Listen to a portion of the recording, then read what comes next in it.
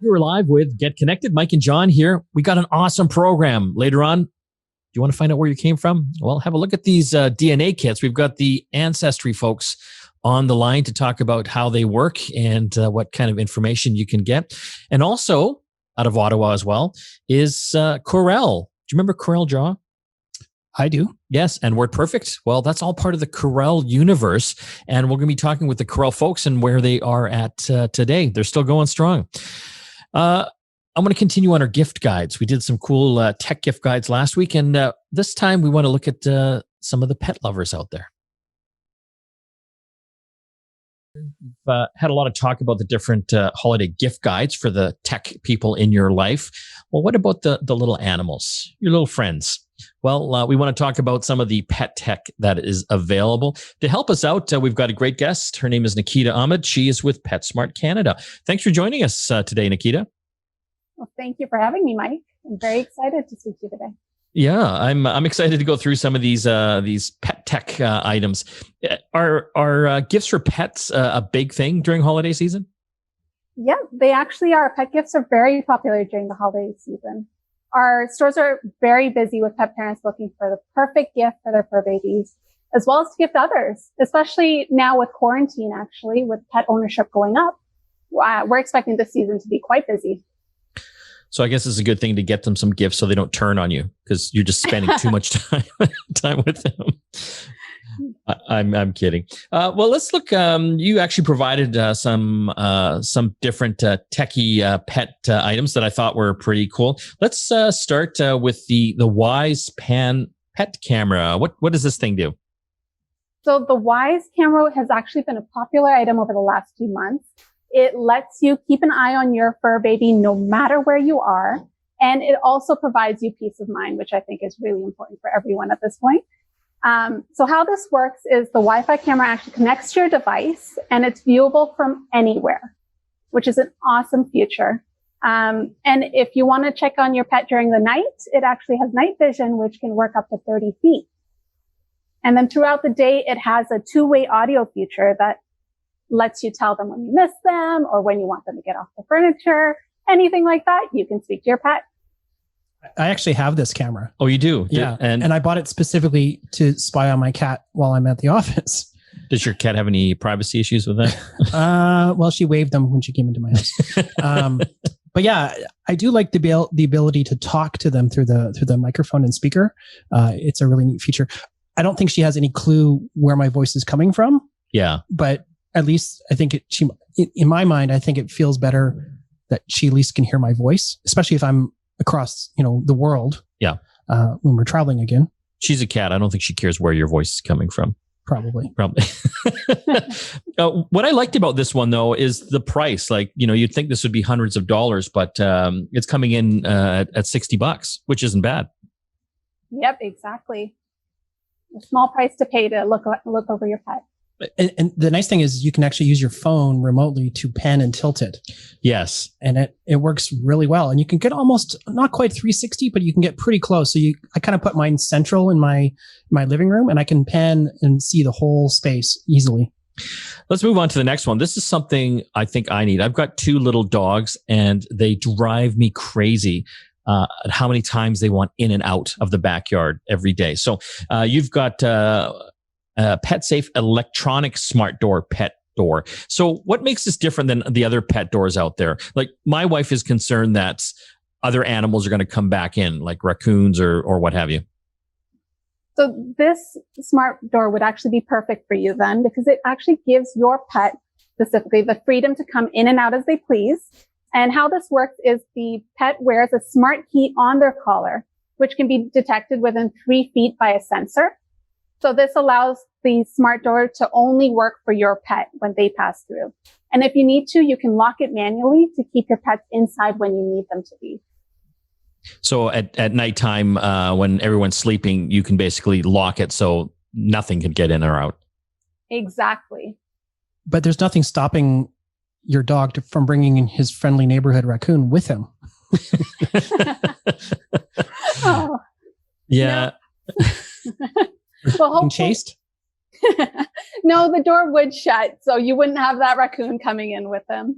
That's when you need the pet cam to actually catch that raccoon slamming into the door. Exactly. Let's move on. Bark control. What do you have in that area for pet owners? So bark control is a lifesaver, especially now when people are working from home and you don't want your pet barking off when you're in meetings like these. And so with that, the ultrasonic tone on the bark collar system trains your dog to associate its bark with the noise that's emitted from the system, which is great. It's like Pavlov's theory, for example, where you train the dog, the dog understands that not to bark when they hear the tone. So I've seen these types of things before. This isn't one of these shock collar things, is it? No, so it does have an ultrasonic tone. So the tone will train your dog to not bark when they do hear that tone. This might be something I'm going to look at because my two little dogs, again, they don't like Amazon. Or maybe they do. They want to play with the Amazon drivers, but as you can imagine, during the holiday season, there is a lot of trucks going by on my street, and we're getting a lot of deliveries as well, and they go crazy, just barking. So, I'm waiting for them to go off right now. I know, because during the lockdown, we're recording the show from my house, and so every so often we have to stop because we get a delivery. And we know because the dogs know this, yes, in advance. And that's only $47.99. So let's move on to the last one here, which I think any cat owner would love: the PetSafe scoop-free self-cleaning litter box. So what makes this self-cleaning? So what makes this self-cleaning is that it uses disposable trays, which eliminates the need to scoop and clean for weeks, which is awesome. Who doesn't get tired of cleaning up after their pet?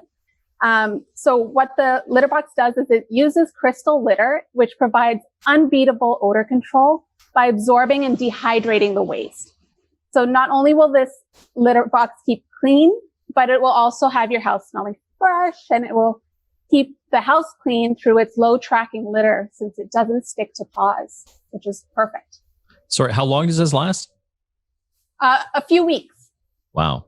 That's pretty good. Like, how often are you changing your cat litter? I do it every day or every garbage day. So I scoop it out and it goes out the same day. So this would be like a godsend. Yes. Yes. Again, the PetSafe scoop-free self-cleaning litter box. I think that goes for $189. Nikita, thanks so much for joining us today. Thank you. Thank you for having me. And people can obviously go in stores online as well? Yes. So online, PetSmart now actually offers same-day shipping through DoorDash. So you can order any of these products we chatted about, and just in time for the holidays. Oh, brilliant. Well, thanks again, and have a happy holiday. All right. Thank you. You too. When we come back from the break, more tech to talk. Stay tuned. You're back with the show. Mike and John here. Excited about this next interview, John. You've been talking about this all week. I know. We're going to be talking about Corel. It's a great Canadian software company, started back in, I believe, 1989. We've got John Falsetto from Corel on the line. Thanks for joining us today, John. Thanks very much for having me. Pleasure to be here. So I was kind of excited to look into what's happening with Corel now. I don't know if you remember back in the day. When did you start with Corel, John?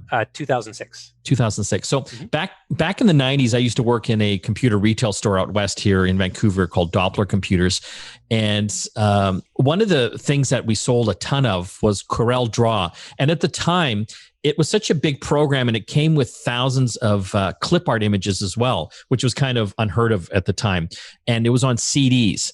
And Corel actually bundled the software, the clip art on the CDs with a CD-ROM player. Do you remember that? For sure, definitely. And you can go back even further where it included about 25 discs, a floppy disk. And it actually had a printed catalog of all the clip art, did it not? Yeah. It did. Yeah, it did. We dropped that about 14 years ago or so, but we actually maintained it until then. So you'd get a pretty big box, that's for sure.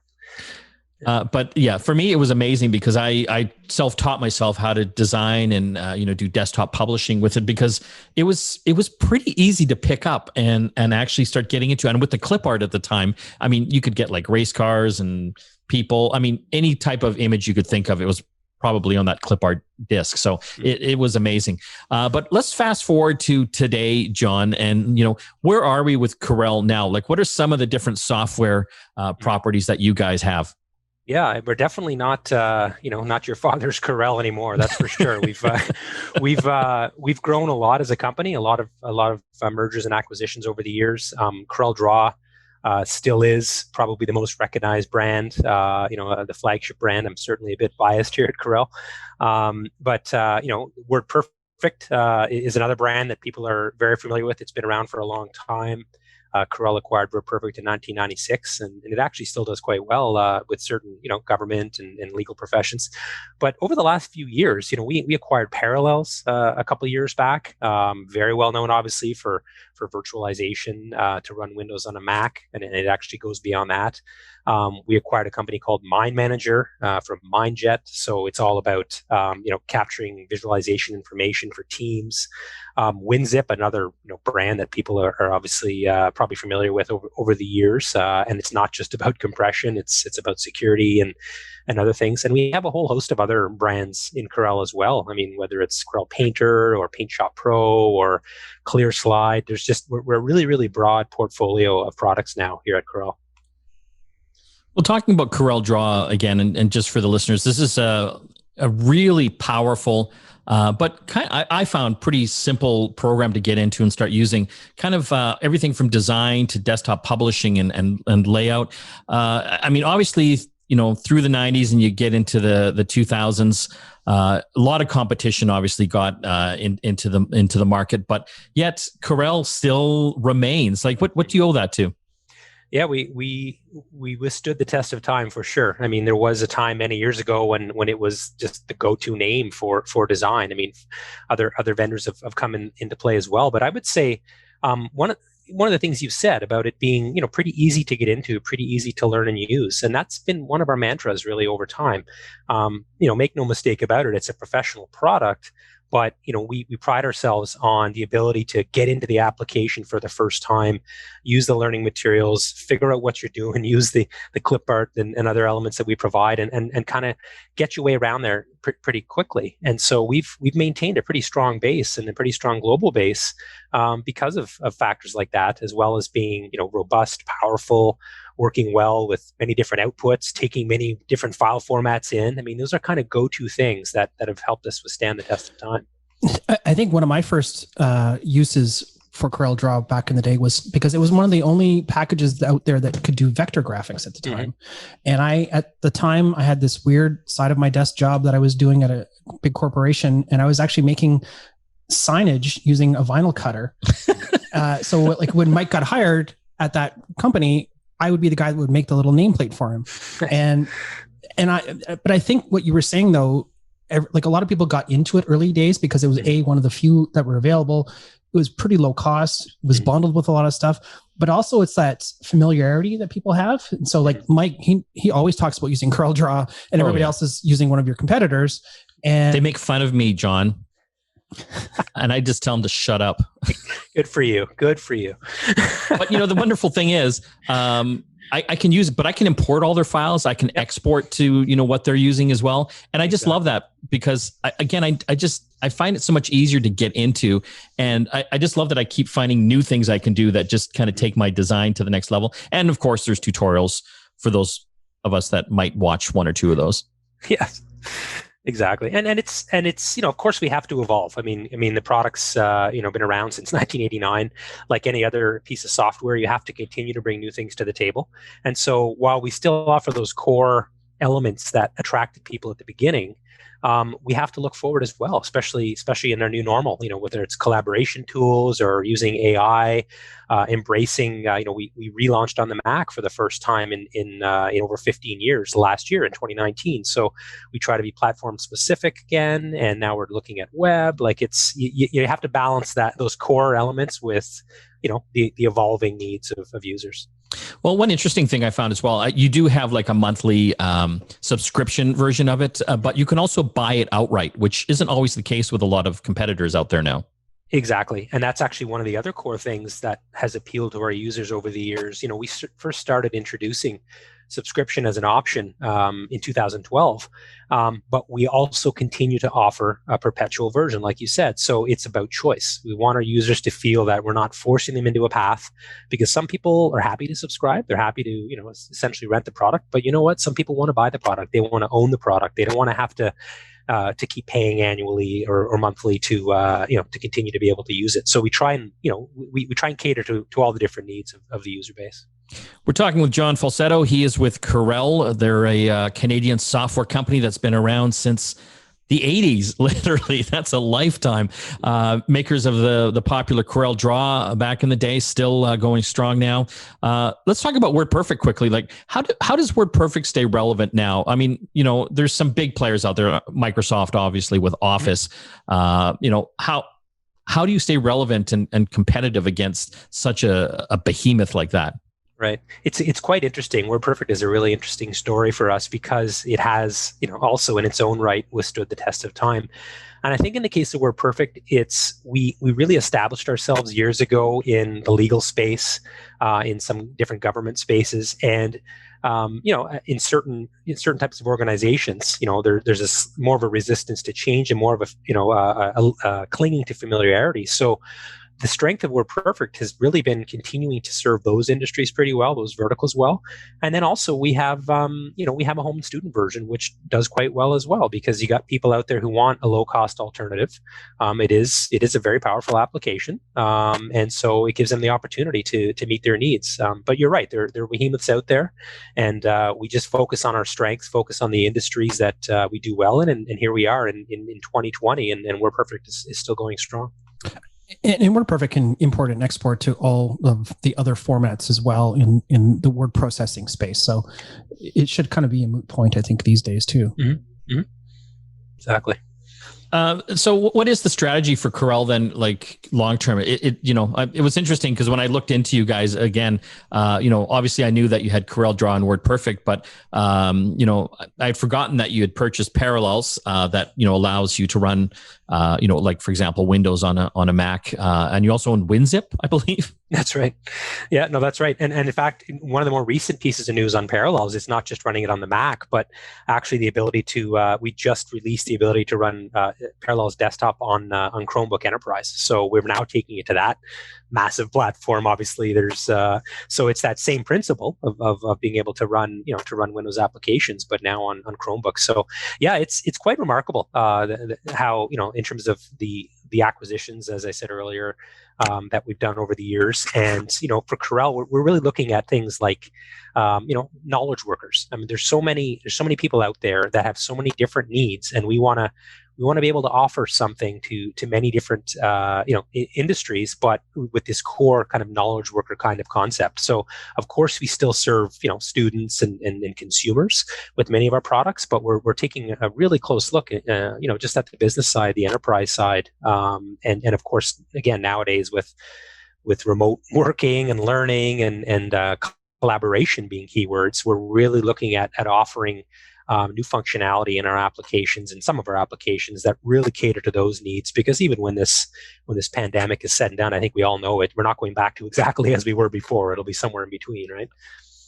So, John, you've been there since 2006, if I remember correctly. What keeps you there, or they just trapped you there in that room? Exactly. It's incredible, and it's maybe a bit of Canadian bias, but being Canadian, like a really great Canadian software company story has always appealed to me, even before I started working. Growing up in Ottawa, Corel helped put Ottawa on the high tech map back in the day. It sounds a bit corny, but it's the people too. I mean, there's a real scrappy mentality. There's a real, the work ethic is amazing. And you really appreciate the effort that people put in. And it's not to say that other companies don't have that, but there are so many folks at Corel, lifers as we call them, or people that have been here for over 20 years, that have seen so much evolve. And and then the fact that we play in so many different spaces, and get to partner with so many cool companies. I mean, it's just a lot of fun. John Falsetto, thanks for joining us today. My pleasure. Thanks so much for having me, guys. And people can find out more information. It's Corel.com, right? Corel.com, yeah, or CorelDraw.com if you want to get more specific for Corel Draw, for sure. Well, they seem to be taking over more and more of the different types of software out there. Check them out again, Corel.com. When we come back from the break, more tech to talk. Stay tuned. You're back with Get Connected. Mike and John here. Let's talk about going back, our roots. Well, you can find out where you came from with a lot of these new DNA kits out there. One of the most popular ones out there would be Ancestry.com or Ancestry.ca here in Canada. We've got a great guest on the line. She's with Ancestry.ca. Her name is Lesley Anderson from Ottawa. Thanks for joining us, Lesley. Oh, you're welcome. Happy to be here.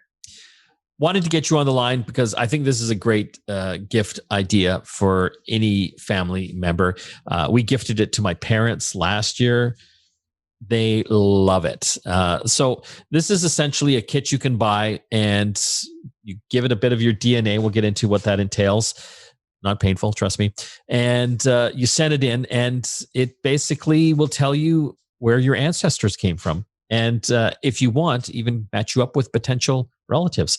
Lesley, how long has Ancestry.ca been around? We've been around since 2006. The CA is the country site for Canada, but we have websites and obviously around the globe. So walk us through the steps that are involved in making this all happen. Obviously, first you got to get a kit. Right. Well, you order a kit on our website, Ancestry.ca, and basically Ancestrydna is a home consumer DNA test. And you spit in a little tube, a small saliva sample. You don't worry about filling up the whole tube. I think it's about 1/4 teaspoon of your spit. And we do, as you say, give you an estimate of your ethnicity from around 1,000 regions worldwide. And as you mentioned, this DNA can connect you with other people in our database that descend from the same ancestors that you do. And so you share DNA with these people. Okay, I want to ask some questions and hopefully you know the answer.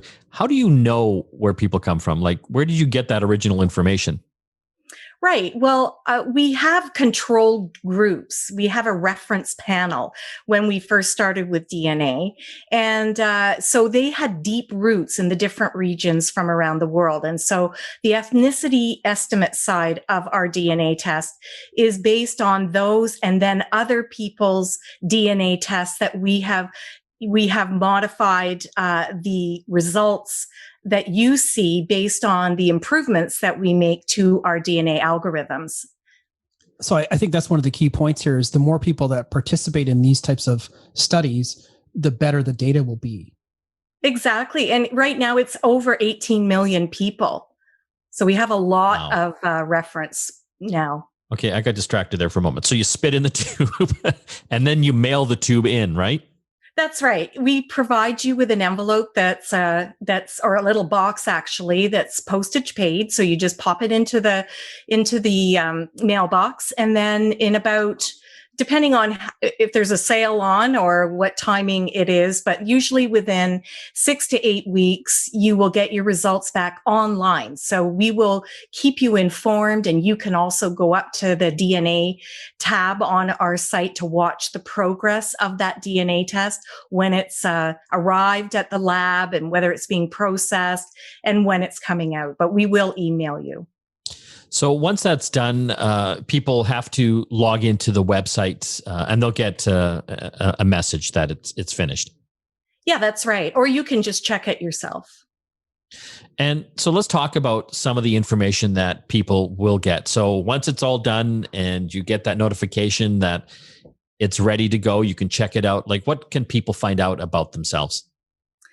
Well, it's really amazing because I've been doing research, family history research for over 50 years. And so through the documents, I've learned about my family history. And what I found out through my DNA was that most of it is correct, that there weren't any secrets in the family to discover. But if you do have secrets to discover, the matching that we do to the DNA matches that share your DNA can bring out that information. So you're going to have two sides of your DNA test. You're going to have your ethnicity estimate, which is based on everybody's ethnicity and how you are fitting into that from regions from all around the world. And actually, I should mention that for those of you or those of us that are Irish, we can hone it down, hopefully, into the area exactly where your DNA is proving to be shown. So if you've got a brick wall or you're looking for where in Ireland that you've come from, then our DNA analysis can tell you that, or hopefully can tell you that. We've increased our groups this year, actually, the ethnicity regions, and they were in West Africa, Northwestern Europe, the Americas, Oceania, and Southeast Asia. And so that side of the test is so interesting to put your family history in context with historical events. So it goes back. It could go back about 1,000 years, but our DNA testing ethnicity wise will match you up in about 300 years of your family history. The other side of the test is when you are getting matches to people who share your ancestors' DNA. And so we'll approximate that relationship and give that to you on the DNA page. What you can also find on the DNA page is something called through lines, which is us looking at your tree and looking at other people's tree over and above the science. So we can give you possibilities to other people's trees that match your DNA. I think the important thing here as well, you talked about matching up potential relatives that have also taken this test. This is something that you would opt into, correct? Exactly. You have total control over your privacy. That's very important. So if you choose not to be seen in the DNA database, you can certainly do that. And you can even remove your test if you wish. And so I just want to go down that privacy route because people have asked me this. We're seeing a lot of this in the news now that police and law enforcement are, solving some of these cold cases from like years gone by through these DNA testing kits. Like how does that work?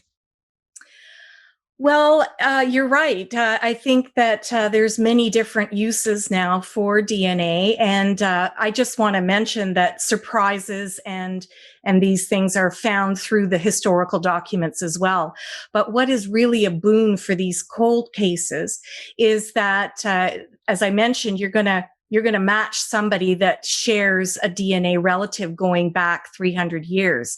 So if you look at that genetic genealogy within a genetic genealogist to do your family history for you, that person who submitted the sample, they know their business, they know their family tree, and they might match the DNA that was left on the scene. And so that gives police and the enforcement detectives an opportunity to check out that person. And then, of course, the clues or the hints have gone away once they get a recommendation. They would have to analyze the DNA from that person to see if it really was a fit. From what my understanding is too, the police, in many cases, are going to these public kind of sites that have this DNA information that people are willingly submitting. They're not like tapping into Ancestry's computers to grab that. No, not at all. And as I mentioned, we take privacy very seriously.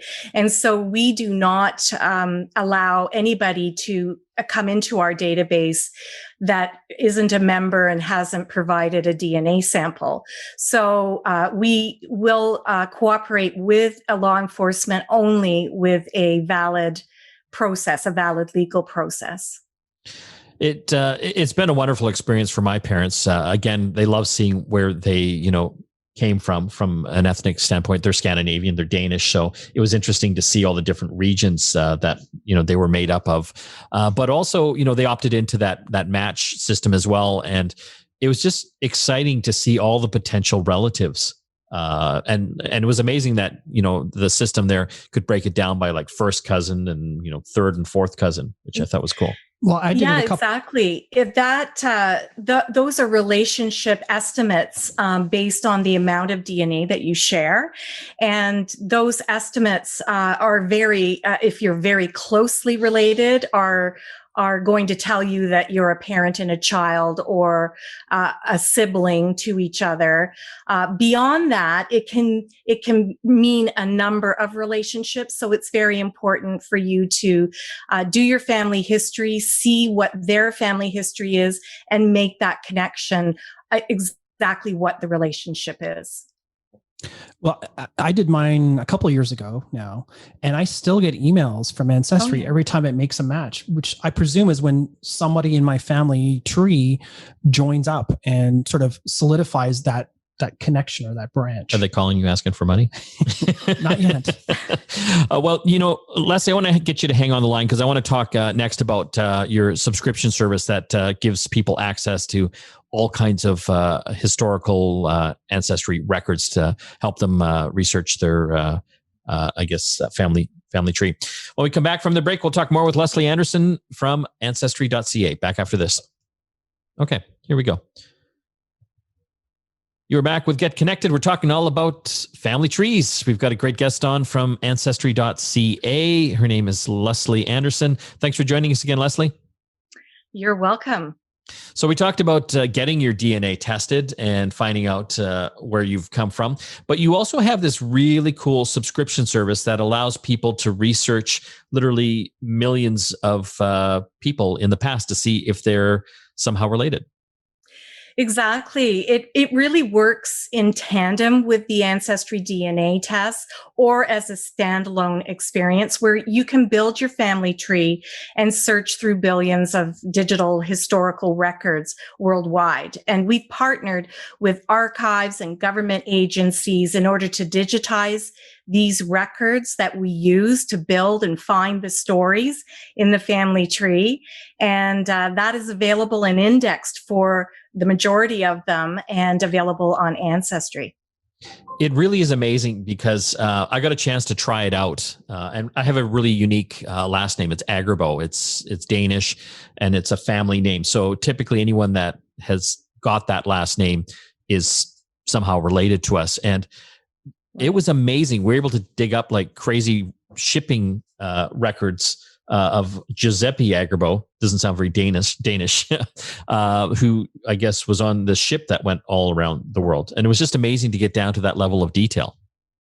That's wonderful. That's exciting. And that's why we do it, is to get the details and understand the lives of our ancestors. And depending on the records that we have different censuses and immigration documents, or even occupational files through directories. Really, this helps us find out the stories of our ancestors' lives. And maybe they fought in the war, maybe they had scars or birthmarks or something like that that's recorded even down to that detail, what color their eyes were.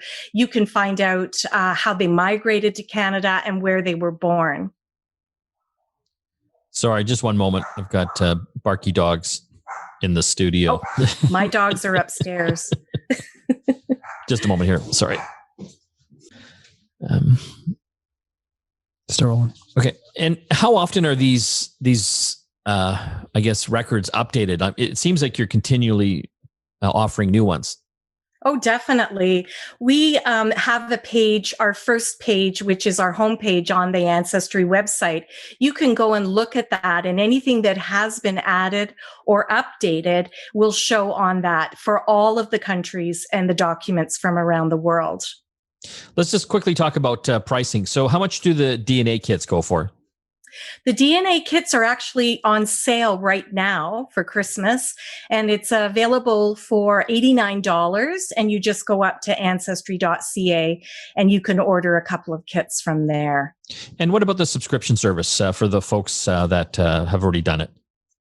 Well, Ancestry gift subscriptions are available now and from our website as well. And they're currently 20% off. And again, you go up to www.ancestry.ca and you can order a gift subscription and give it to somebody. Fantastic. Lesley, thanks so much for joining us today. Oh, you're welcome. That was Lesley Anderson with Ancestry.ca. When we come back, more tech to talk here on Get Connected. Stay tuned. You're back with Get Connected. Mike and John here. Don't forget to hit our contest page, getconnectedmedia.com. It's the newsletter tab. Just subscribe and you are entered to win our holiday gift bag. Everything from an Ancestry DNA kit to Microsoft Surface earbuds. I'm forgetting all the other stuff. There's Google Nest Mini. Toothbrush. And a toothbrush. An Oral-B. Series 7. Series 7. IO toothbrush. Smart toothbrush. GetConnectedMedia.com. Also want to just quickly put a call out there. We're launching a new Get Connected TV series in the spring here, and we're starting to produce it. And we're looking for segment producers, and specifically nerds. Yeah. So if you are nerdy or know someone who is, that knows all about Macs and PCs and Android phones, iPhones, everything techie. Again, that's the word, techie and nerdy, knows how to set the stuff up and diagnose and troubleshoot. We're looking for those type of folks. You can find our job posting up on Indeed, which is a big job site. Yes. So again, we encourage you to check that out. Want to thank all the folks that helped put this show together, and also a call out to the app show coming up after this program in Toronto and on Sundays in the rest of Canada. It's a great program all about the world of apps and the mobile world. I want to thank John and Christina for helping put this show together. We'll see you again next time. Don't forget to like and subscribe to our YouTube page. And you know that little bell icon? Hit that and you'll be notified every time we post a new video. And comment. The more comments and the more likes and subscriptions we get, the more videos we can make.